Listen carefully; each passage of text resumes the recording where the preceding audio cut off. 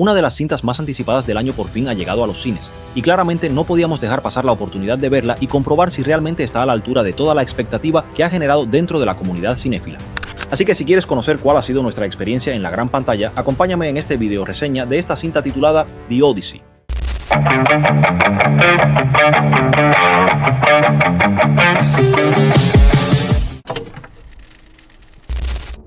Como muchos ya sabían, The Odyssey es la más reciente propuesta cinematográfica del galardonado director Christopher Nolan, quien a lo largo de su carrera nos ha dejado auténticos referentes del cine como la trilogía del Caballero de la Noche, Interstellar, Inception y la multipremiada Oppenheimer. Pues en esta ocasión, Nolan se adentra en la adaptación de uno de los relatos más icónicos de la historia, la Odisea, el épico poema griego atribuido a Homero, que funciona como continuación de los eventos narrados en la Ilíada. Aunque la gran mayoría ya conoce esta historia, a modo de contexto vale la pena repasarla brevemente. The Odyssey nos sitúa en el turbulento viaje de Odiseo de regreso a Ítaca, donde lo esperan su hijo y su amada esposa tras la caída de Troya. Sin embargo, su travesía está lejos de ser un simple regreso a casa. En su camino, el protagonista desata la ira de los dioses, quienes lo someten a una serie de pruebas que ponen en juego su resiliencia, su ingenio y su capacidad como líder, en un viaje que se extiende durante 10 años y que está marcado por obstáculos constantes y momentos profundamente desgarradores. Para contar esta historia, el director se apoya en un reparto simplemente espectacular.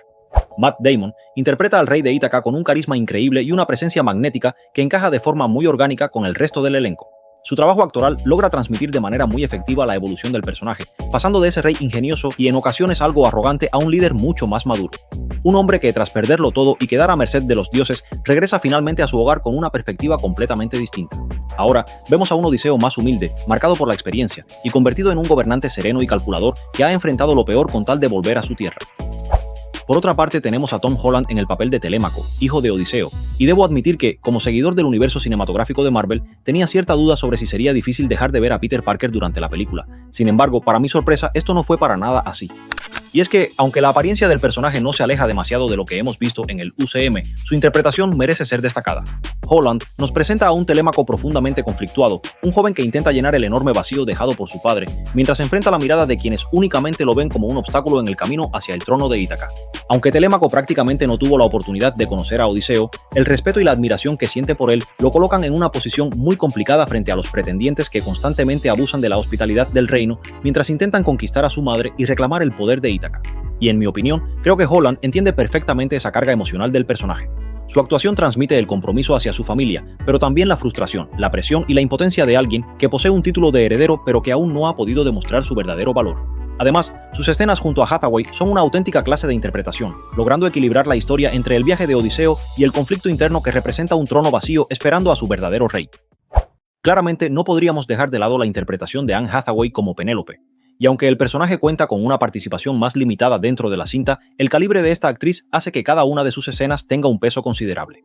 Y no es para menos, ya que Penélope es uno de los pilares fundamentales de esta historia. Durante 20 años logró mantener a Ítaca en pie como su regente, sosteniendo el reino mientras conservaba la esperanza del regreso de su esposo al tiempo en que lidiaba con un grupo de oportunistas que buscaban aprovecharse de su ausencia para tomar el control.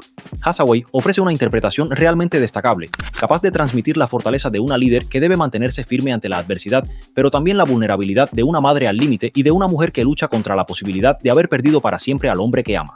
Su actuación consigue ese equilibrio entre poder y fragilidad, convirtiendo a Penélope en uno de los personajes más humanos y emotivos de la película. Ahora bien, aunque estos tres personajes son quienes llevan el principal hilo narrativo de la entrega, el reparto también cuenta con una impresionante variedad de estrellas que complementan la historia con interpretaciones realmente destacables. Entre ellos encontramos a Robert Pattinson, quien interpreta a Antinu, uno de los principales antagonistas de la trama y pretendiente de Penélope. Un personaje que consume las riquezas de Odiseo mientras conspira junto al resto de pretendientes para hacerse con el poder e incluso acabar con la vida de Telémaco. Debo decir que este papel le queda como anillo al dedo a Pattinson, y es que este actor tiene una gran capacidad para construir personajes con rasgos muy definidos, tanto desde sus virtudes como desde sus defectos, y en este caso Robert logra dotar al personaje de una arrogancia y un cinismo calculado tan palpable, que hacen que el espectador sienta rechazo hacia él desde sus primeras apariciones. Y precisamente lograr ese nivel de incomodidad habla muy bien del trabajo del actor y del dominio que tiene sobre su interpretación. Por otra parte, en papeles con menor presencia pero igualmente importantes, tenemos a John Leguizamo como Eumeo, el fiel sirviente de Odiseo que incluso después de 20 años de ausencia mantuvo una lealtad inquebrantable hacia su rey y hacia los valores de Ítaca. También encontramos a Jon Bernthal interpretando a Menelao, rey de Esparta y esposo de Helena, un hombre marcado profundamente por la guerra que incluso después de la victoria de Troya nunca consiguió encontrar la verdadera paz. Y finalmente tenemos a Lupita Nyong'o interpretando a dos personajes dentro de la cinta. Helena de Troya, considerada la mujer cuyo rapto desencadenó uno de los conflictos bélicos más famosos de la historia, y Clitemnestra, hermana de Helena y esposa de Agamenón, quien termina asesinando a su propio esposo como consecuencia de la tragedia provocada por el sacrificio de su hija Ifigenia para obtener el favor de los dioses y asegurar la victoria griega en la guerra de Troya. En conjunto, todas estas interpretaciones refuerzan el nivel de una producción de esta magnitud, aportando profundidad y personalidad a una historia que depende tanto de sus grandes momentos épicos como de los conflictos humanos que existen detrás de cada personaje. Hablemos ahora de la puesta en escena, uno de los elementos más destacables de esta cinta. Y es que estamos ante una producción que marca un nuevo nivel de ambición técnica para Christopher Nolan al convertirse en su primera película rodada en su totalidad con cámaras IMAX de 70 mm, un formato que eleva todavía más la escala visual de la propuesta. Tuve la oportunidad de disfrutar esta película en formato IMAX en una sala con una excelente calidad de proyección, y debo decir que cada plano se sentía completamente abrumador. La profundidad de campo, el nivel de detalle y la inmersión que ofrece el 70 mm convierten a esta experiencia en algo que, desde mi punto de vista, está pensado para disfrutarse en una sala de cine. Aunque evidentemente ningún formato sería suficiente sin una visión cinematográfica capaz de aprovecharlo, y ahí es donde entra nuevamente el trabajo de Nolan. La fotografía es uno de los apartados mejor cuidados de la película, y la enorme cantidad de elementos prácticos, escenarios reales y locaciones construidas para el rodaje ayudan a reforzar una identidad visual que desde el primer momento se siente única. Pero si pensabas que el apartado visual era el único aspecto que alcanza un nivel sobresaliente en esta producción, te equivocas. El sonido aquí juega un papel fundamental y personalmente llegó a impresionarme incluso más que la propia imagen. Claramente gran parte de la experiencia depende de la sala donde puedas ver la película, pero desde mi perspectiva el apartado auditivo consigue llevar la inmersión a otro nivel. Y es que, mientras la cámara en mano y los planos detallados aportan una sensación de realismo y cercanía en los momentos más intensos, es el diseño sonoro el que realmente termina de introducirte dentro de la historia. Al punto en que hubo momentos durante la película en los que literalmente sentía cómo mi propia respiración cambiaba al ritmo de la escena, y gran parte de ese efecto viene del trabajo tan preciso y contundente que existe detrás del sonido. Ahora, antes de entrar en otros de los grandes aciertos de esta película, quiero detenerme un momento en un tema que ha generado bastante conversación en redes y sobre el cual creo importante dar mi punto de vista. Lógicamente me refiero al casting y al diseño de vestuario.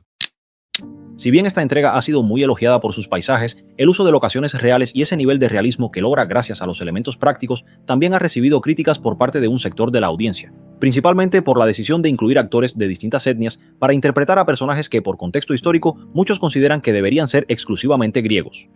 Y miren, aunque puedo entender ese punto de vista, especialmente cuando se habla de respetar rasgos culturales dentro de una obra con base histórica, en este caso en particular no considero que sea un error. Y me explico. La Odisea, aunque está claramente inspirada en un periodo y una cultura muy definidos, no deja de ser un relato ficticio. Es un poema épico que toma elementos de la mitología y la tradición griega para construir una historia que, más allá de su contexto, ha logrado trascender precisamente por sus temas universales. Por esa misma razón, a lo largo del tiempo hemos visto múltiples adaptaciones de esta obra, algunas mucho más fieles a la estética y representación histórica, y otras que toman la esencia del relato para reinterpretarlo desde una visión completamente distinta. Y creo que es justo ahí donde encaja la propuesta de Nolan. Esta no es una recreación estrictamente histórica, sino una adaptación con una identidad creativa muy marcada, que parte de una historia que la mayoría ya conoce e incluso sabe cómo termina, y aún así consigue mantenerte completamente atrapado durante sus 3 horas de duración. Todo gracias a la forma en la que el director utiliza sus recursos narrativos y visuales para construir una experiencia que se siente diferente, ambiciosa y sobre todo muy personal dentro de su filmografía. Algo muy similar ocurre con el tema del vestuario. Desde el inicio queda claro que Nolan no está buscando un hiperrealismo histórico estricto, sino utilizar la apariencia de los personajes como una herramienta narrativa para potenciar sus características. Quizá uno de los ejemplos más evidentes lo encontramos en Agamenón, y es que su armadura está lejos de ser una representación fiel a lo que históricamente podríamos esperar, pero cumple perfectamente con un propósito: destacar por encima del resto. Su diseño impone desde el primer momento. Los tonos negros y dorados refuerzan esa idea de poder y realeza, mientras que la estructura de la armadura con bordes marcados y formas agresivas tanto en el peto como en el casco transmite una sensación constante de amenaza. Esto claramente no es un diseño casual, sino una decisión completamente intencional, y es que Nolan utiliza estos elementos como parte del lenguaje visual de la película, permitiendo que el espectador construya una primera impresión muy clara de cada personaje únicamente a partir de su estética. Es una forma de caracterización inmediata que, lejos de buscar precisión histórica, prioriza el impacto visual y narrativo. A modo de resumen, considero que las decisiones de Nolan tanto en el casting como en el vestuario no responden a una intención de forzar inclusión ni a ignorar el valor estético y cultural de la obra original. Más bien, estamos ante una adaptación libre que toma como base este poema griego para construir una propuesta propia, apoyada en un reparto de altísimo nivel y en una visión creativa muy definida. El enfoque no está en replicar con exactitud cada elemento histórico, sino en ofrecer una experiencia cinematográfica envolvente, diferente y lo suficientemente atractiva como para devolver al espectador a las salas de cine con una nueva motivación.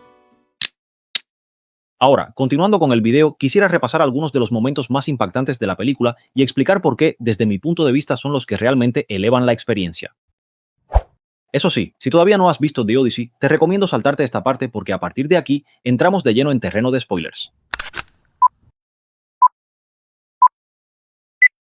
El encuentro con Polifemo fue, sin duda, uno de los momentos más esperados por todos en la sala. Y no es para menos, especialmente sabiendo que gran parte de la película prescinde del uso intensivo de efectos generados por ordenador, y esta escena no es la excepción.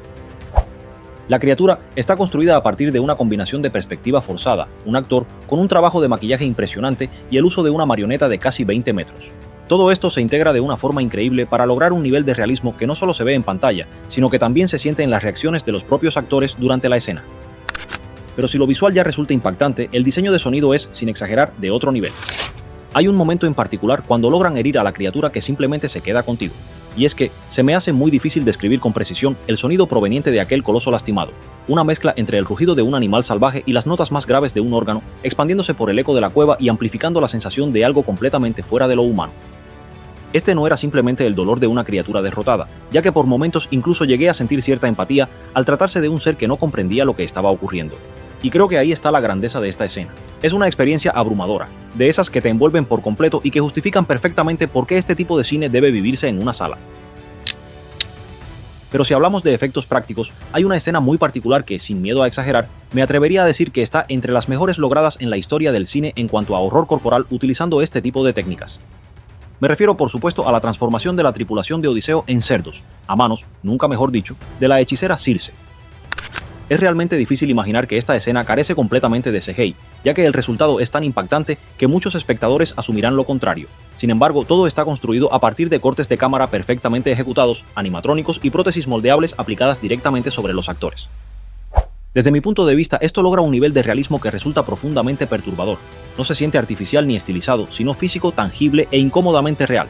Y es que cada movimiento, cada transición tiene un peso que el CGI rara vez consigue replicar con esta intensidad. De hecho, para los espectadores más sensibles, puede llegar a ser una experiencia bastante desconcertante. Y pienso que ahí radica su mayor virtud. La escena no solo busca impresionar, busca incomodar, y desde mi punto de vista creo que lo consigue de una forma espectacular. Otro momento que considero un acierto total dentro de la película y que estoy convencido será recordado durante años por quienes amamos el cine, es la toma de Troya. Todo, desde el instante en que trasladan el caballo hacia la ciudad, con los soldados apilados en su interior como si fueran sardinas enlatadas, hasta el acompañamiento musical intenso y envolvente, construye una tensión que no deja respirar. La forma en la que eliminan a los guardias bajo el manto de la noche, seguida por la entrada imponente de Agamenón atravesando las puertas de Troya, nos entrega una secuencia cargada de fuerza visual y narrativa. Son elementos muy característicos del cine de Nolan, pero que aquí alcanzan una escala incluso mayor. Lo más interesante es cómo la escena no se presenta de forma lineal desde el inicio, sino que se va construyendo poco a poco a lo largo de la película, fragmentada en distintos momentos y desde la perspectiva de varios personajes. Y finalmente, cuando todo encaja, se nos revela desde los ojos de nuestro protagonista, dándole un peso emocional mucho más profundo. Pero sin duda, la verdadera revelación llega en su tramo final. Y es que, de una forma magistral, Nolan logra hacer todo encajar como piezas de un rompecabezas en ese momento donde la película nos explica el porqué de la apariencia de Atenea ante los ojos de Odiseo. Resulta que durante la toma de la ciudad, Odiseo presencia la brutal ejecución de una joven interpretada por Zendaya, mientras en paralelo vemos cómo la cabeza de la estatua que alguna vez representó a la diosa rueda irrespetuosamente por las escaleras de su monumento. Y en ese cruce de imágenes todo cobra sentido. No es solo un recurso visual impactante, es una decisión narrativa que resignifica por completo la figura de Atenea dentro de la historia. Es sin duda un momento sumamente revelador, que despeja de golpe las dudas de muchos sobre el casting y le da un peso narrativo brillante a la presencia de Zendaya en la cinta. Por último, hablemos de esa escena, la escena que desde ya muchos espectadores han comenzado a convertir en un momento legendario dentro y fuera de la película. Evidentemente hablamos de la revelación de Odiseo durante la prueba de Penélope a los pretendientes. Y es que si algo sabe hacer Christopher Nolan es anticiparse a las expectativas del espectador y construir momentos que tienen un impacto mucho mayor gracias a todo el camino recorrido. El golpe emocional de esta secuencia comienza desde el instante en que vemos a Odiseo despedirse de su fiel mascota. Un momento aparentemente sencillo pero cargado de una emoción enorme, y si en ese instante no sentiste cómo se te estrujaba el corazón, es simplemente porque no tienes uno. Después llega la emotiva reacción de Telémaco al descubrir que finalmente está frente al hombre que durante tantos años esperó volver a ver. Holland consigue transmitir perfectamente esa mezcla de sorpresa, admiración y dolor acumulado de un hijo que, pese a no haber podido convivir con su padre, siempre mantuvo viva la imagen del hombre que representaba para él. Y entonces llega el momento definitivo. Odiseo toma su arco, lo encuerda y, acompañado por la última nota de la lira, lo descarga de la misma manera en que lo hacía durante sus cacerías, anunciando su presencia antes de lanzar la flecha como una muestra de respeto hacia la presa y como parte de ese código personal que siempre lo caracterizó. Es una secuencia construida con una precisión increíble. Un momento que funciona porque la película se ha tomado casi 3 horas para construir a este personaje, mostrar sus pérdidas, sus cambios y todo el peso que carga sobre sus hombros. Y cuando finalmente llega este instante, no se siente simplemente como una demostración de habilidad, se siente como el regreso de un hombre que tuvo que perderlo todo para volver a encontrarse a sí mismo. Sin duda, uno de los momentos más épicos y memorables de toda la cinta, un instante que aprovecha todo el desarrollo previo del personaje para entregar una recompensa emocional que hace vibrar a las salas de cine. Lógicamente, The Odyssey no es una película perfecta, y quizá, al intentar abarcar una historia tan extensa y con tantos personajes, algunos de ellos no reciben todo el desarrollo que nos hubiera gustado ver en pantalla. Este aspecto se hace todavía más evidente cuando tienes a actores del calibre de Jon Bernthal, Lupita Nyong'o, Zendaya, Mia Goth e incluso la mismísima Charlize Theron interpretando personajes con un enorme potencial, pero que cuentan con un tiempo en pantalla bastante limitado. Por otro lado, si eres una persona que suele marearse con movimientos de cámara muy inmersivos o tienes algún tipo de sensibilidad visual, es posible que algunas secuencias puedan resultar algo intensas e incluso obligarte a apartar la vista de la pantalla. Y es que, en su búsqueda por transmitir el realismo de esta travesía, Nolan consigue sumergirnos completamente en el viaje de Odiseo. Hay momentos en los que la cámara, el sonido y la puesta en escena logran que dejemos de ser simples espectadores para sentirnos como un tripulante más de su embarcación, enfrentando junto a él la furia del mar y los peligros de su regreso a Ítaca. Pero fuera de estos pequeños detalles, considero que The Odyssey es una película sumamente completa y sin duda una de las propuestas cinematográficas más destacables de lo que va de año. Una experiencia que, de ser posible, claramente merece ser disfrutada en salas de cine. Por eso aquí, en The Freaky Frame Show, a esta increíble cinta le damos un 9,5 de 10. Sinceramente, creo que estamos ante una película que merece ser experimentada en el mejor formato posible. Es una propuesta abrumadora, que se aleja del típico blockbuster de entretenimiento inmediato para ofrecernos un cine de autor con una identidad muy marcada, respaldado por un elenco de enorme talento que convierte esta adaptación en una experiencia difícil de olvidar. Me interesa saber si ya viste esta cinta y cuál fue tu experiencia en la sala. ¿Crees que Christopher Nolan acaba de posicionarse nuevamente como uno de los grandes candidatos para la temporada de premios, o por el contrario sentiste que esta adaptación no logró conectar contigo? Sea cual sea tu punto de vista, te invito a compartirlo en los comentarios. Y eso ha sido todo por hoy. Como siempre, te recomiendo suscribirte al canal y activar la campanita para que no te pierdas de nuevo contenido cinéfilo cada semana. Yo soy Suki y espero verte muy pronto en un próximo frame.